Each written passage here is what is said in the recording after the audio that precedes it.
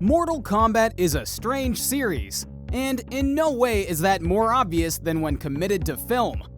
The video game series has been around since the early 90s, and is most infamous for being the impetus for video games to have age ratings, thanks to the amounts of blood and violence in the battles. Of course, what looked vaguely like ripping somebody's spine out, still attached to their decapitated head on the Super Nintendo, has evolved greatly over time. And now when someone sits down to play a round of Mortal Kombat in 2021, they can expect to see blood and viscera in excessive amounts, as well as other things more horrifying than simply that. All of this rendered in full HD at 60 frames per second on a 40+ inch TV screen. So, click that like and subscribe button as we bring you the Mortal Kombat cast then and now, 1995 versus 2021. Mortal Kombat on the silver screen. Of course, back in the 90s, when the games were first making kids go "Fwaaah" at the violence, and Nintendo were blocking the blood behind a cheat code, the only way to see any kind of realistic representation of the ultra-violence was through the medium of motion pictures. Now, if there's one thing that any self-respecting cinephile with a working knowledge of video games will know, it's that games based on movies are usually rushed out, unfinished rubbish, and that movies based on games are usually ridiculous hack jobs with over-the-top, well, everything. In short, neither of these are any good. But one movie in 1995 defied that trend. It was still ridiculous, over the top, and farcical, but for some reason, everybody remembers it very fondly. This, of course, was the 1995 movie Mortal Kombat. Of course, Hollywood wasn't done there. They went on to make a sequel, Mortal Kombat Annihilation, and everybody agreed that that was enough. Still, over 2 decades later, another Mortal Kombat movie came out in 2021 and saw quite favorable responses from audiences, though the critics didn't appreciate it much. But critics don't appreciate anything these days that isn't pushing critical political theory. So the new movie is pretty good, but the original is still beloved, and probably always will be more. Quite apart from the ridiculously catchy techno soundtrack, there is a lot to like about this movie, most notably the cast, which, again, can seem fairly ridiculous, but at the same time is also a part of the reason why everyone considers this film to be a treasure. But what became of those actors? Where are they now in the same year as the new movie's release? Let's take a look at the cast of the original and see how they've changed. Christopher Lambert as Raiden. We'll start out with Raiden, which is pronounced Raiden, even though it should be pronounced like Raiden. Raiden is regularly depicted as an oriental-looking man wearing vaguely religious robes and a conical hat. He is, of course, the god of thunder and capable of traveling between the Earth realm and outer world. He was played by Christopher Lambert in the movie, which was a pretty odd choice, as Lambert is definitely not Asian, but it was a different time. And who's to say what such a being would look like? At 64 years old, Lambert is still active in Hollywood, though he has been largely on TV series and smaller projects. Kari Hiroyuki Tagawa as Shang Tsung.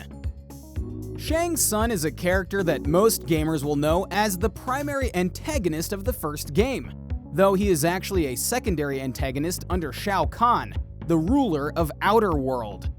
Tsung is a shapeshifter and played by Kari Hiroyuki Tagawa. Tagawa is an actor, martial artist, and film producer who remains active at 70 years old, playing parts in movies to this day. In another interesting twist, he also played the antagonist of the Tekken series, Heihachi Mishima, in 2014. Lyndon Ashby as Johnny Cage. Next up is Johnny Cage, most people's favorite lovable, arrogant Hollywood poser. Cage is a narcissistic idiot at times, but has a real good heart at his core. He enters the tournament to prove he is a real fighter, and not just an actor.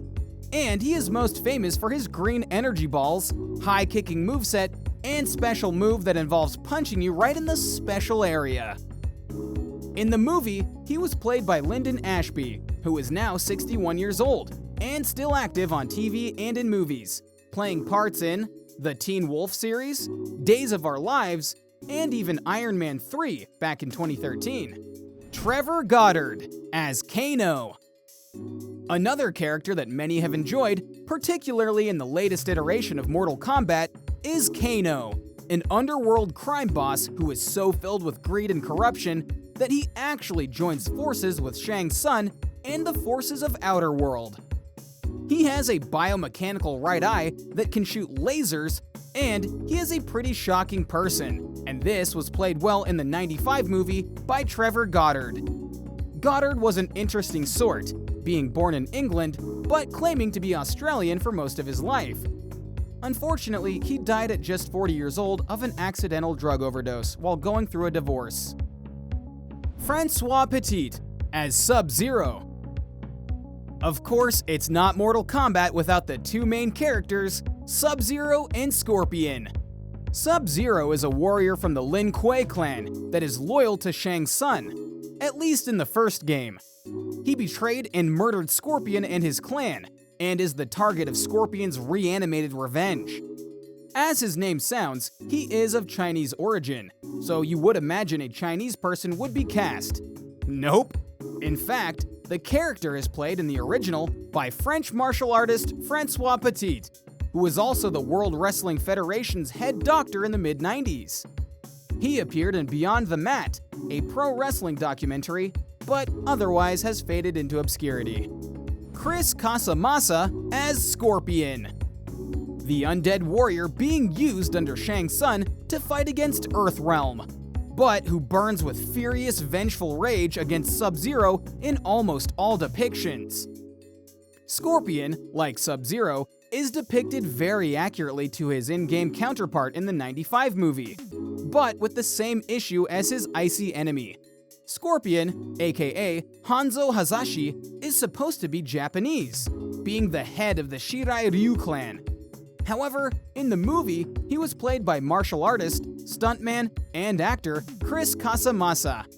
He is now 56 years old and has had a somewhat successful career in small to medium TV, though nothing as iconic as Scorpion. Keith Cook as Reptile. There is another of these ninja warriors in Mortal Kombat though there are a lot more, and that is Reptile. Sometimes depicted as a green ninja like Sub-Zero and Scorpion, he is also shown as a large bipedal lizard man who can turn invisible and spit acid. In the '95 MK movie, he was played by Keith Cook, who also isn't Asian. But then who cares when the character is also a literal reptile? Cook, now 61 years old, has appeared in a few films over the years, but isn't exactly a megastar. Robin Shou as Liu Kang. Of course, there's no Mortal Kombat without its, at least canonical, protagonist, Liu Kang, a Shaolin monk who often stands as Earthrealm's last hope against the forces of Outerworld. He is also out to avenge his brother's death, and is the love interest of Princess Kitana.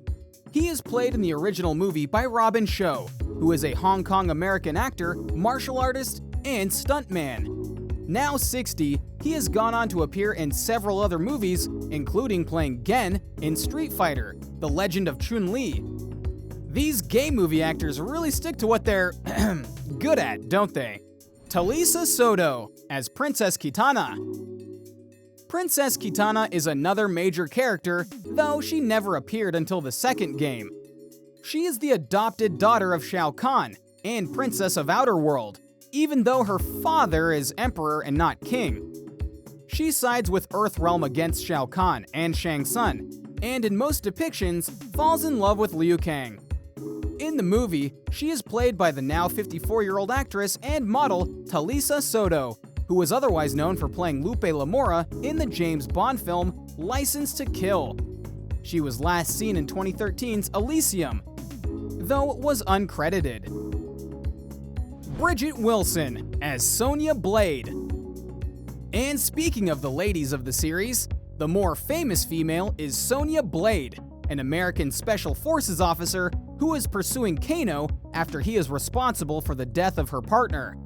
She is played in the movie by Bridget Wilson, who was apparently referred to as Robo-Babe during production. Wilson had several major roles in the 90s and early thousands, though she dropped out of movies from 2008 to 2020 when, now 47 years old, she provided the voice of Sonya once again for the MK Classic movie pack of Mortal Kombat 11. So there you go, all the major characters from the video game series, their depictions in the movies, and the actors who brought them to life. There's a lot of playing fast and loose with the characters' ethnicities, something that would probably have driven modern race-obsessed Twitter mad, but the movie has inexplicably stood the test of time. So, what do you think about Mortal Kombat 1995? Do you like it? What about the sequel or the new movie? Don't forget, if you enjoyed this video, leave a like and hit that subscribe button with notifications on to stay aware of all new content. Thanks very much for watching, and see you next time!